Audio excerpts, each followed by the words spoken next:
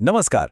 आज के इस एक्सप्लेनर में हम एक बहुत ही खास और आई ओपनिंग सफर पर निकलने वाले हैं। हम इंसान के दिमाग के काम करने के तरीके को डिकोड करेंगे और समझेंगे कि असली मेंटल डिसिप्लिन आखिर काम कैसे करता है।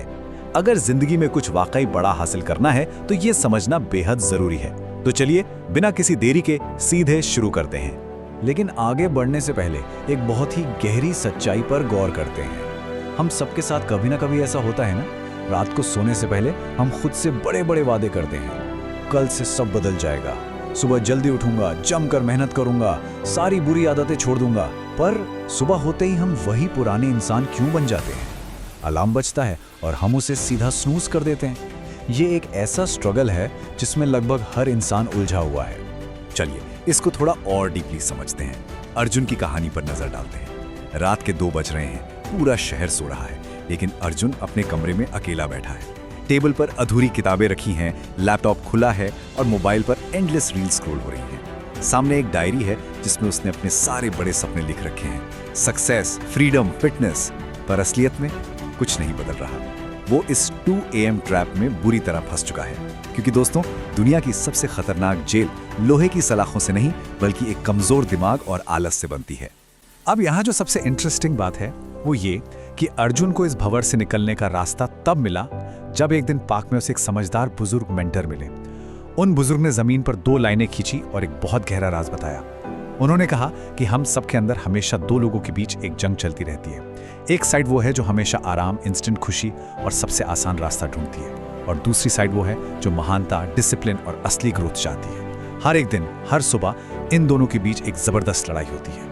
हम अक्सर अपनी नाकामी के लिए बाहरी चीजों को दोष देते हैं। कभी कहते हैं पैसे नहीं हैं, कभी वक्त का रोना रोते हैं, या कहते हैं लोगों का सपोर्ट नहीं है। पर सच्चाई क्या है? एक अनकंट्रोल्ड माइंड यानी अनियंत्रित दिमाग ही फेलियर की सबसे बड़ी जड़ है। अगर दिमाग कमजोर है ना, तो दुनिया के सबसे बेहतरीन मौके भी किसी काम नहीं आते।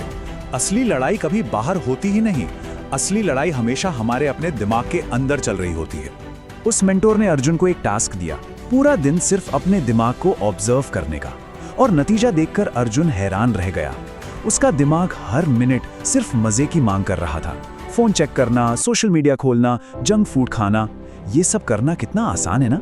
आज की दुनिया में सबसे बड़ा नशा कोई दवा नहीं बल्कि ये इंस्टेंट ग्रेटिफिकेशन है। हमारा दिमाग बिना किसी मेहनत के मिलने वाले इस सस्ते डोपामीन का आदी हो चुका है। ये बस हमेशा आसान रास्ता चाहता है। तो सबसे बड़ा सवाल ये है कि ये आसान रास्ता आखिर ले कहाँ जाता है? मेंटोर ने पूछा कि अगर कोई इंसान हर दिन सिर्फ आराम और कंफर्ट चुनता रहे तो 5 साल बाद उसकी जिंदगी कैसी होगी? ये रियलिटी बहुत डरावनी है। लगातार आसान चीजें चुनने का नतीजा होता है एक बिल्कुल एवरेज जिंदगी, पूरी तरह से टूटा हुआ कॉन्फिडेंस, अधूरे सपने और एक बहुत ही गहरा पछतावा। डिसिप्लिन का दर्द बेशक थोड़ा होता है, लेकिन पछतावे का दर्द उससे 1000 गुना ज्यादा होता है। हम में से बहुत लोग ये सोचते हैं कि बस थोड़ी और मोटिवेशन मिल जाए तो सब ठीक हो जाएगा। एक मोटिवेशनल वीडियो देखी, एनर्जी आई और 2 दिन बाद वापस जीरो। ये एक बहुत बड़ा भ्रम है। मोटिवेशन एकदम टेम्पररी होती है।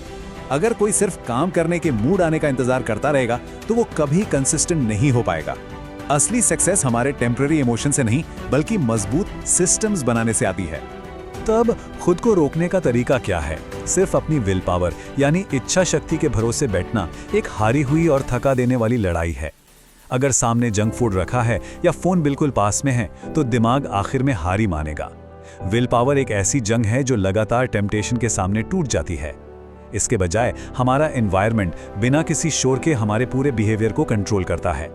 अगर आसपास का माहौल सही बना लिया जाए तो खुद से हर पल लड़ने की जरूरत ही खत्म हो जाती है।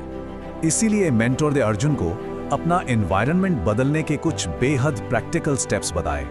जैसे काम करते वक्त फोन की नोटिफिकेशंस तुरंत बंद कर देना, उसको उठाकर दूसरे कमरे में रख देना और अपनी स्टडी टेबल को एकदम साफ और वेल ऑर्गेनाइज्ड रखना।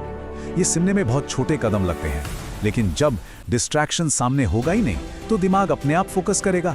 ये बिल्कुल अपने आसपास सक्सेस का एक इकोसिस्टम बनाने जैसा है। इंसानों की एक बहुत आम फितरत होती है, हम रातों रात सब कुछ बदल देना चाहते हैं, एक ही दिन में पूरी लाइफ चेंज। और एग्जैक्टली यही वजह है कि बड़े बदलाव अक्सर फेल हो जाते हैं। असलियत यह है कि छोटे छोटे लेकिन लगातार किए गए काम ही आखिर में हमारी किस्मत बदलते हैं। इसे ऐसे समझ सकते हैं कि अगर समुंदर में एक जहाज अपनी दिशा सिर्फ 1 डिग्री बदल दे तो कुछ वक्त बाद वो एक बिल्कुल ही नई मंजिल पर पहुंचता है। और इस छोटी शुरुआत का सबसे बढ़िया उदाहरण है मेंटर का दिया हुआ एक रूल। उन्होंने अर्जुन से कहा, हर दिन सिर्फ 10 मिनट किताबें पढ़नी है, बस 10 मिनट। शुरू में ये बड़ा अजीब और छोटा लगा, पर यहाँ मकसद लंबी पढ़ाई करना नहीं था, मकसद था कंसिस्टेंसी बिल्ड करना, चाहे मूड हो या ना हो। जब वो 10 मिनट की आदत रोज दोहराई गई तो उसने एक ऐसा मोमेंटम बना दिया जिसे तोड़ना नामुमकिन सा हो गया। जैसे जैसे नई आदतें बनती हैं, चैलेंजेस भी आते हैं। एक दिन अर्जुन बहुत थका हुआ था और उसका दौड़ने जाने का बिल्कुल मन नहीं था। उसका शरीर और दिमाग दोनों से रोक रहे थे, पर वो फिर भी गया। और उस थकान के बीच उसे कमाल की बात समझ आई। जिम में मसल्स पहले टूटती हैं, उन पर दबाव पड़ता है, तभी वो मजबूत होती है ना। हमारा दिमाग भी बिल्कुल ऐसे ही ग्रो करता है। जब हम डिस्कम्फर्ट या असुविधा का सामना करते हैं तभी दिमाग की ताकत बढ़ती है। टेम्पररी दर्द से भागना ही फेलियर का सबसे बड़ा कारण है। जब दर्द सहना आदत बन जाए तो असली चैलेंज आता है फोकस को बचाने का। आज की इस तेज तर्रार दुनिया में सबसे कीमती चीज पैसा बिल्कुल नहीं है। सबसे रेयर और कीमती चीज है एक ऐसा दिमाग जो भटकता ना हो। आज हर सोशल मीडिया ऐप, हर कंपनी सिर्फ हमारा ध्यान चुराने की पूरी कोशिश कर रही है। अटेंशन आज के जमाने का नया सोना है। तो जो इंसान अपने फोकस को बचा गया, समझ लीजिए उसने एक मॉडर्न सुपर पावर हासिल कर ली। इस सुपर पावर को पाने के लिए मेंटर ने एक बहुत ही सख्त डीप फोकस रूल सिखाया। रूल बड़ा सिंपल है। जब पढ़ना है तो सिर्फ पढ़ना है, जब खाना है तो सिर्फ खाना है, जब काम करना है तो सिर्फ काम करना है। जीरो मल्टीटास्किंग, एकदम जीरो। दुनिया के जितने भी बड़े आविष्कार हुए हैं या महान बिजनेस खड़े हुए हैं, वो सब इसी डीप कंसंट्रेशन का ही नतीजा है। दिमाग को अलग अलग जगह बांटने से कभी कुछ महान हासिल नहीं किया जा सकता। चलिए अब देखते हैं कि ये सब अंदर से कैसे शिफ्ट होता है। कोई भी बाहरी बदलाव तब तक नहीं टिकता जब तक इंसान अंदर से न बदले। हमारा हर एक्शन हमारी आइडेंटिटी यानी हमारी पहचान से जुड़ा होता है। अगर कोई अंदर से खुद को कमजोर और आलसी मानता है तो उसका दिमाग वही आलसी वाले काम करेगा। पर जब हम मान लेते हैं कि हम एक डिसिप्लिन्ड इंसान हैं, तो ये मजबूत पहचान हमें खुद ब खुद सही और डिसिप्लिन कदम उठाने पर मजबूर कर देती है। एक बहुत बड़ा मिथ ये भी है कि डिसिप्लिन्ड लोगों को कभी आलस नहीं आता या डर नहीं लगता। ऐसा बिल्कुल नहीं है, उन्हें भी लगता है। फर्क सिर्फ इतना है कि कमजोर लोग अपने हर पल बदलते मूड और टेम्पररी फीलिंग्स के गुलाम बन जाते हैं, जबकि मजबूत लोग अपने मूड के हिसाब से नहीं बल्कि अपने वैल्यूज और डीपली रूटेड कमिटमेंट्स के हिसाब से चलते हैं। वो इमोशंस फील जरूर करते हैं पर उन्हें अपने फैसलों पर हावी नहीं होने देते। इसको एक बहुत ही पावरफुल उदाहरण से समझते हैं। सोचिए, एक पायलट हजारों फीट की ऊंचाई पर प्लेन उड़ा रहा है। अगर वो अपनी सख्त ट्रेनिंग को भूलकर उस पल के अपने डर या मूड के हिसाब से प्लेन उड़ाने लगे तो क्या होगा? प्लेन सीधा क्रैश हो जाएगा ना। हमारी जिंदगी का सफर भी एकदम ऐसा ही है। इमोशंस का आना नॉर्मल है, लेकिन अगर हमने अपने हर दिन की दिशा इन रोज बदलते मूड्स पर छोड़ दी तो जिंदगी रूपी प्लेन का क्रैश होना तय है। तो घूम फिर कर आखिर में सारी बात आती है डिलेड ग्रेटिफिकेशन पर। अगर हम आज कंफर्ट, आराम और एंटरटेनमेंट चुनते हैं तो फ्यूचर में डीप रिग्रेट और फेलियर मिलना तय है। पर इसके उलट अगर आज थोड़ा डिसिप्लिन और छोटे छोटे सैक्रिफाइस चुने जाएं, तो वही सैक्रिफाइस कल एक एक्स्ट्रा ऑर्डिनरी लाइफ और असली आज़ादी बनकर लौटते हैं। आज की छोटी खुशी को छोड़ना ताकि कल एक बेहतरीन लाइफ मिल सके, यही मेंटल डिसिप्लिन का सबसे बड़ा राज है। इस पूरे एक्सप्लेनर का निचोड़ बस एक आखिरी सवाल पर आकर टिक जाता है।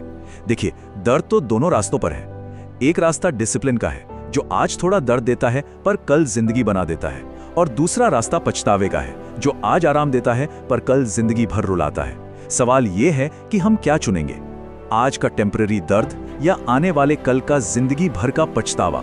फैसला पूरी तरह से हमारे अपने हाथों में है।